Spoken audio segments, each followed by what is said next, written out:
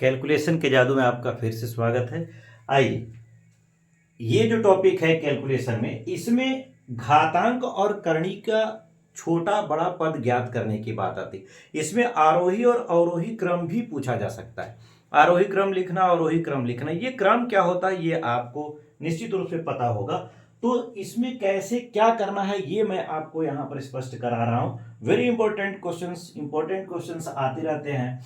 इसमें क्या करना होता है, जब करणी दिया होता है और उसमें छोटा बड़ा ज्ञात करना हो तो इसको पहले घात के रूप में लिख पाए। 2 के घात 1/2 लिखेंगे और इसे 4 के घात 1/3 लिखेंगे और इसे 6 के घात 1/4 लिखेंगे और इसे 8 के घात 1/6 लिखेंगे। ये जो घात के हर हैं इनका निकाल लेंगे हम लस, इनका लस निकालेंगे। आप लस निकालेंगे तो इसका लस हो जाएगा 12। 2, 3, 4 और 6 का लस 12। इस 12 का घातों में गुणा कर दिया जाए। घातों में गुणा कर दें तो 2 के घात 1/2 गुणे 12 हो जाएगा। फिर यहां हो जाएगा 4 के घात 1/3 गुणे 12 हो गया।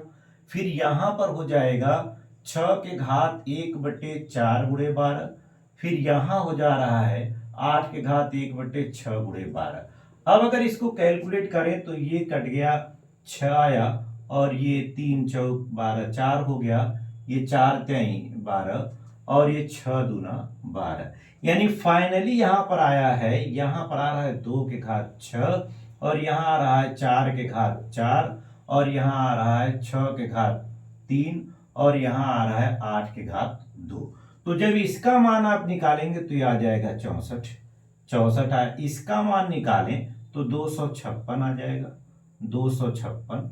और इसका निकालिए तो 216 आ जाएगा, 216। और इसका आ जा रहा है 64, इसका आ जा रहा है 64।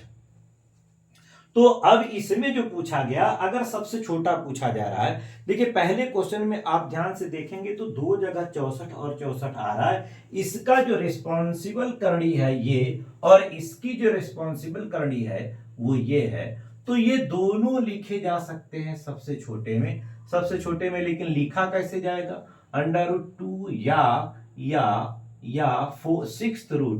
6√8 ऐसे आप लिख सकते हैं, या करके लिखा जाएगा अगर सेम मिल रहा है तो।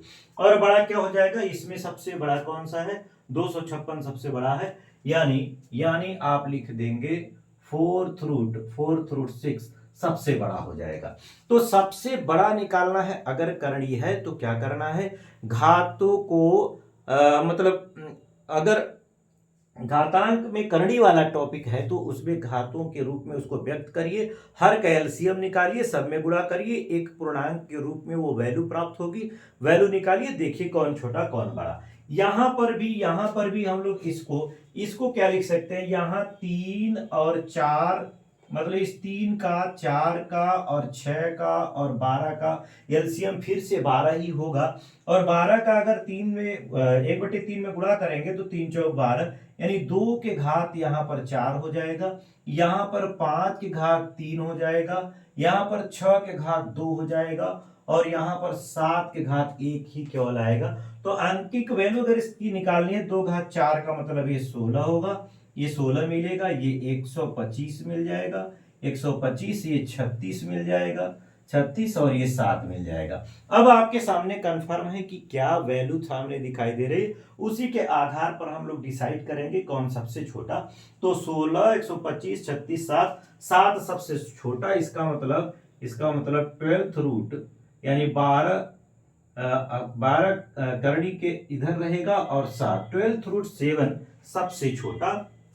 और बड़ा कौन दिख रहा है, 125। इसका मतलब इसका रेस्पॉन्सिबल करणी है 4th रूट 5। तो आप लिख देंगे 4th रूट 5, ये आपका हो जाएगा। तो ये छोटा बड़ा आपका कंफर्म, यहां भी ये छोटा बड़ा कंफर्म। अब इसी तरीके से इसको भी कर ले, यहां पर 2 होगा, यहां पर 5 है, यहां 10 है, एलसीएम 10 आना चाहिए। जैसे ही 10 आएगा तो ये 5 के 2 पंजे 10, 5 घात 5 हो जाएगा, 5 घात 5 हो जाएगा। और यहां पर क्या हो जाएगा, 20 घात 2 हो जाएगा और ये 40 ही केवल आएगा, 40 घात 1 हो जाएगा।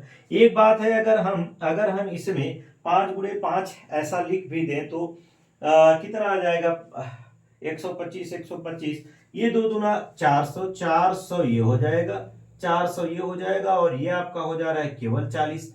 यहां से कंफर्म है कि ये वाली संख्या ज्यादा हो जाएगी, क्योंकि 5 का 5 बार गुणा करेंगे, आप कैलकुलेट भी कर लीजिएगा, कर सकते हैं। तो सबसे छोटा जो मिलेगा, जो सबसे छोटा मिलेगा ये 10⁻40 हो जाएगा, और सबसे बड़ा जो मिल रहा है वो √5 मिल जाएगा। √5 ये आपका छोटा बड़ा डिसाइड हो सकता है। एलसीएम लीजिए और गुणा करके पूर्णांक के रूप में उसे कन्वर्ट करिए, और जैसे ही कन्वर्ट हो जा रहा है आप देख लो उसमें मैक्सिमम वैल्यू कितनी आ रही है। जिसकी मैक्सिमम वैल्यू आएगी वो आपके आंसर के रूप में सामने आ जाएगा। दूसरा टाइप, ये भी बड़ा इंपॉर्टेंट है, मोस्ट इंपॉर्टेंट, वेरी इंपॉर्टेंट, सभी इंपॉर्टेंट, जो भी दोनों बताया मैंने ये वेरी इंपॉर्टेंट, बहुत ही बार क्वेश्चन रिपीटेड होते हैं इसके, तो सावधानी पूर्वक देखें। इसमें इसमें जरा देखिए क्या होना, इसमें आपको ये घात पूर्णांक में पहले ही दिया, इन घातों का आपको निकालना पड़ेगा म से। उसमें ध्यान रखिए, उसमें ल से निकालना था, इसमें म से निकालना है। 250 150 100 और 200 का म से निकालेंगे तो 50 आना चाहिए, 50 म से। जब 50 म से आ जाए तो म से को ऊपर छोड़ दीजिए, तो 2 के घात 50 करेंगे तो ये 5 × 5 = 25, यानी 5 के घात पूरे घात 50 यहाँ आ जाएगा। फिर इसे अगर कन्वर्ट किया जाए तो 3 घात 3 और उसके घात 50 हो गया। फिर इसे कन्वर्ट करिए तो 5 घात 2 के घात 50 हो गया, और फिर इसे कन्वर्ट कर लिया जाए तो 4 घात 4 और उसके घात 50 हो जाएगा।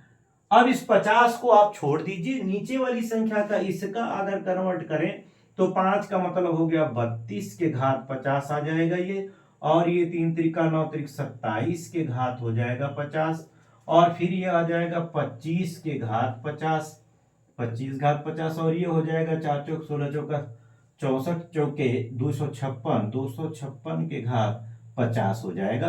अब कंफर्म है, अगर घात बराबर है तो आधार बड़ा वाला बड़ा होगा, आधार छोटा वाला छोटा होगा।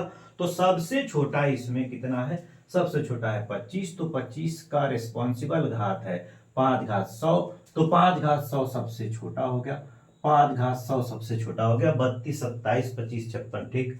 तो और सबसे बड़ा क्या है, 256 वाला है, तो 256 है 4 के घात 200, 4 के घात 200 ये सबसे बड़ा हो जाएगा। इसी तरीके से यहां करते हैं, यहाँ मस अगर लें 20 40 30 10 का मस, तो मस क्या मिल जाएगा भाई, मुझे लग रहा है 10 मिल रहा है। 10 लिखेंगे तो ये 3 घात 2 के घात 10 हो जाएगा, 2 के घात 10 हो जाएगा, और ये आपका हो जाएगा 4 घात 4 के घात 10 हो जाएगा, और ये हो जा रहा है आपका 5 घात 3 के घात 10 हो गया, और यहाँ पर 6 के घात 10 ही केवल आएगा, 1 के घात 1, तो हम यहीं पर केवल इसको ले लेंगे।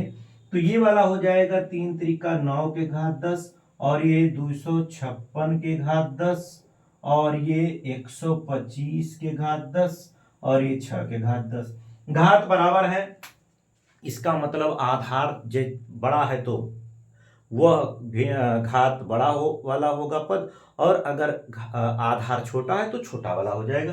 तो सबसे छोटा इसमें 6 है, तो इसका मतलब ये वाला हो जाएगा, यानी छोटा हो गया 6 के घात 10, और सबसे बड़ा है 256, तो 256 का है 4 घात 40, 4 घात 40, 4 घात 40। मुझे नहीं लगता कि आपको कहीं भी किसी भी पॉइंट में दिक्कत हो रही होगी।